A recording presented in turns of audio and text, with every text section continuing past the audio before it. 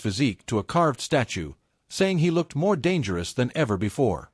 That image alone has fueled endless speculation about what kind of destruction Pereira could unleash if he successfully adapts to heavyweight competition.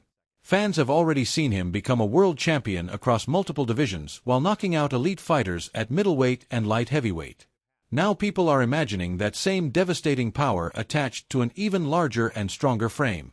The thought alone is enough to create fear throughout the division.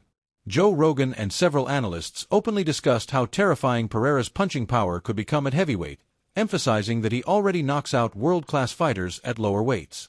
If that same precision and timing translate upward, heavyweight opponents may be dealing with one of the hardest punchers the sport has ever seen.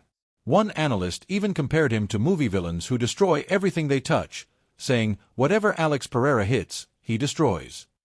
That statement may sound exaggerated, but his recent performances make it difficult to dismiss.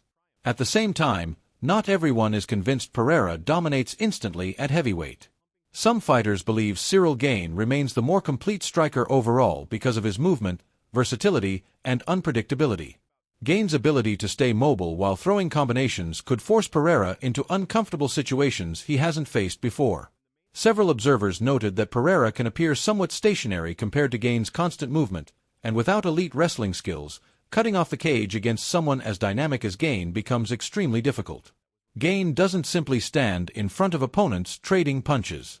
He uses distance management, feints, and lateral movement to create frustration, and that style has caused problems for nearly everyone he has faced.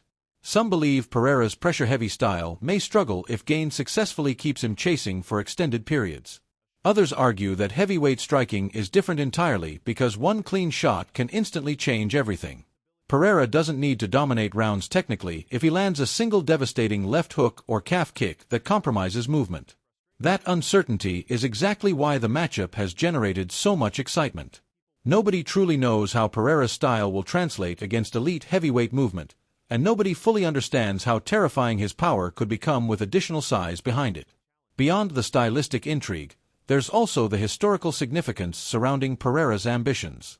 If he eventually captures the heavyweight, the more fighters and analysts continue breaking down the brutal war between Khamzat Chimaev and Sean Strickland, the more insane the fight actually starts to look.